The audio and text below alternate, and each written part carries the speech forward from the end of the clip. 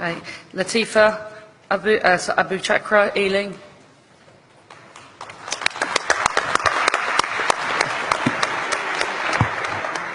President, Conference, my name is Latifa Abu Chakra.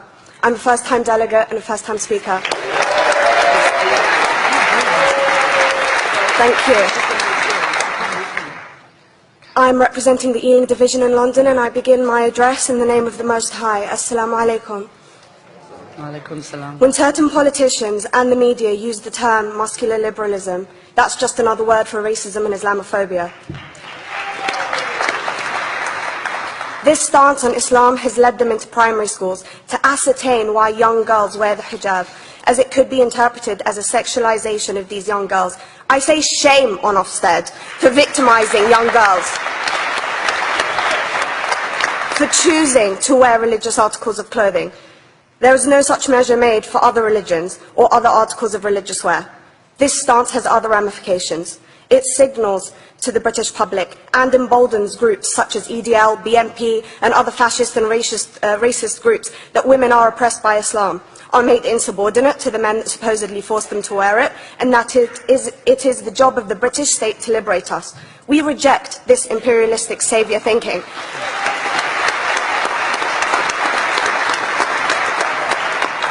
And I am here to state for all people who choose to practice their beliefs openly that we are not oppressed by our faith. Islam is not one homogeneous block. There are Muslim women who do not wear the hijab, and that is their interpretation of their faith. The Quran beautifully states, La ikraha fid din, which translates to, there is no compulsion in religion. My faith has given me the right to choose 1,400 years before the Universal Declaration of Human Rights told me I could. A fun fact for you, conference. My dad didn't want me to wear the hijab. I chose to. Those of faith, thank you. Those of faith should have the right to choose to wear their articles of faith. Sikhs wearing the turban, Jews wearing the kippah, or Christians wearing the crucifix. Practicing my right to freedom of expression through the hijab empowers me and other women like me to know that we are able to make decisions for ourselves. Through the hijab, women like me feel empowered to overcome the social expectations of sexualization that is relevant and has currently resulted in many cases of anxiety and worse. I can speak for myself and others like me.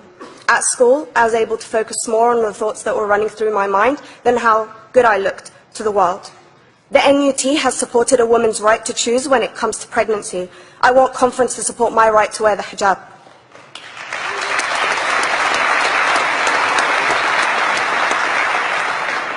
How I choose to practice my faith is clearly displayed for all to see.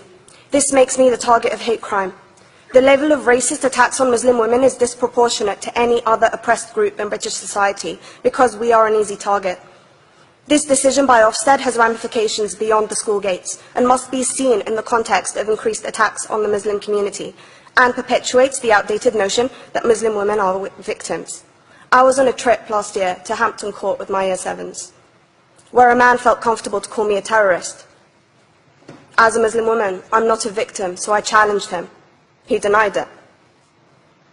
I'm sure you've heard of the Punish a Muslim Day. It's been spoken about a few times already this morning. And as a Muslim, I'm actually quite optimistic.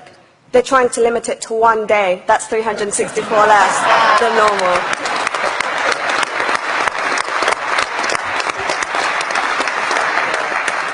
But let's be clear, conference. Islamophobia and other forms of racism affects non-Muslims too.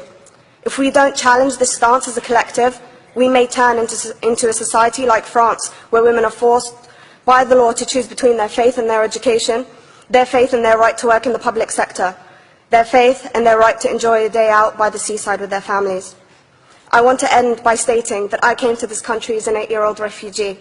We are Palestinians, forced out of our land in 1948. We lived in third world conditions, similar to those in Calais for 60 years.